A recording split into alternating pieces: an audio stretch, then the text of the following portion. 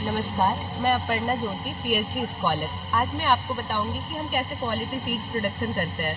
तो जैसे कि आप जानते हैं कि हमने कोई पौधा लगाया है, हमने एक वैरायटी लगाई है धान की, दामिनी, ठीक है। उसमें हमें शुरू से हमें ये देखना पड़ता है कि उसमें कोई अदर वैरायटी ना आ जाए, अदर वैरायटी क्रॉप ना आ जाए। जैसे कि दामिनी में अगर मान लो कि आप में सरयू 52 का प्लांट आ गया है, तो हमें उसी समय उसे निकालना पड़ता है। तो हमारे पौधे में कोई रोग ना हो गया हो, तो हमें बार बार जाके उसकी चेकिंग करनी पड़ती है कि जब हम सीड उत्पादन करेंगे तो उसमें हमारे पास मिक्सचर ना हो। अगर हमारे पास मिक्सचर हो गया कि दामिनी में हमारे पास सरयू 52 का सीड आ गया, तो हम बाद में वो हमारे पास क्वालिटी सीड नहीं होगा। तो जैसे हमारे किसान ना बार बार ऐसे ढूंढते हैं कि हमें बीज मिले, अच्छा शुद्ध बीज मिले, तो क्यों ना वो ऐसा कर सकते हैं कि वो अपने ही प्लॉट में एक ऐसा प्लॉट सेलेक्ट करें कि हाँ, हमें यहाँ पे उस पौधे की पूरी, हम ग्रेन प्रोडक्शन की बात नहीं कर रहे हैं कि हमें बहुत बिग अमाउंट में चाहिए सीड। हम सीड प्रोडक्शन की बात करें तो हमने एक प्लॉट सेलेक्ट कर लिया है कि हम वहाँ पे सिर्फ क्वालिटी सीड की प्रोडक्शन करेंगे।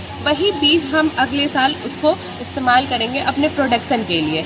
तो इसलिए हमें ना शुरू से उसकी देखभाल करनी पड़ती है। जैसे अगर मैं एक एग्जाम्पल के थ्रू आपको समझाना चाहूँ, तो अगर आपके घर में कोई बच्चा पैदा होता है, तो अगर आप उसकी शुरू से सेवा करोगे तो वो बच्चा कहीं ना कहीं जाके उसमें वो गुण आएंगे और वो हमेशा अच्छा ही रहेगा। तो इसीलिए हम अपने पौधे की सुरक्षा शुरू से ही करनी चाहिए, अपने सीड की सुरक्षा शुरू से करनी चाहिए। उसमें कोई एडमिक्सचर, कोई अलग वैरायटी ना आ जाए। और अगर मैं इसकी बात करूँ, ये जो अगर मैं सीड की बात करूँ तो सैम्पलिंग की बात करूँगी मैं। इसमें सीड सैम्पलिंग क्या होती है, कोई भी ऐसे इंडस्ट्री या कोई भी सीड कंपनी है, तो वहाँ पे अगर हमने ना, हमारे पास 10 लॉट है, हमें टेस्टिंग के लिए भेजना है कि हमारे पास जो सीड आए हैं उसकी जर्मिनेशन अच्छी हो रही है या नहीं हो रही है। तो हम क्या करेंगे कि मान लो कि हमारे पास 10 लॉट है बोरियों के, तो हर बोरियों से कुछ कुछ सीड हम निकालेंगे, फिर हम उसको एक साथ मिक्स करेंगे। मिक्स करने के बाद फिर उसको हाफ करेंगे। तो जैसे कि हम बोलते हैं प्राइमरी सैंपल, फिर कंपोजिट सैंपल और फिर सबमिटेड। अगर मैं कंपोजिट का, हम फिर से जो हमने निकाला है लॉट से उसको वापस से मिक्स करेंगे। वापस से मिक्स करने को हम कहते हैं submitted sample, composite sample. Submitted वो होता है, इसका मतलब कि हमें कहीं सबमिट करना है वो, तो इसीलिए हम उसे सबमिटेड सैंपल करते हैं। हमने फिर से जो सैंपलिंग की, फिर आता है वर्किंग सैंपल। वर्किंग का ही मतलब होता है जिस पे हमें काम करना है।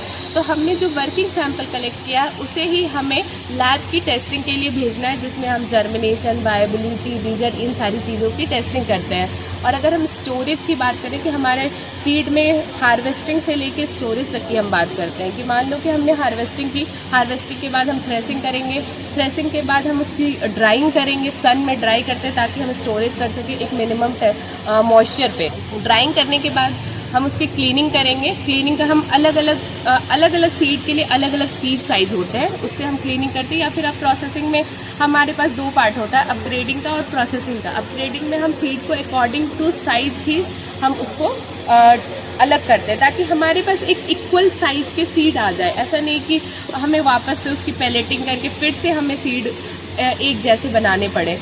और उसके बाद फिर हम उसकी ट्रीटमेंट करते हैं। जैसे मान लो कि आपको किसी बीमारी से बचाना है तो आप फंजीसाइड ट्रीटमेंट कर सकते हो। फिर अगर आपको मान लो कि किसी कीड़े से बचाना है तो आप उसमें इंसेक्टिसाइड वगैरह डाल सकते हो। और दूसरा सबसे जो महत्वपूर्ण है कि अगर आपको क्वालिटी बढ़ानी है अपने सीड की, तो आप बायो फर्टिलाइज़र का इस्तेमाल करके सोइंग कर सकते हो, ठीक है। उसके बाद हम उसकी ये बैगिंग करते हैं और फिर हम उसे अच्छी जगह पे, मतलब अकॉर्डिंग टू प्लेस, संरक्षण करते हैं, जिसे हम स्टोरेज बोलते हैं।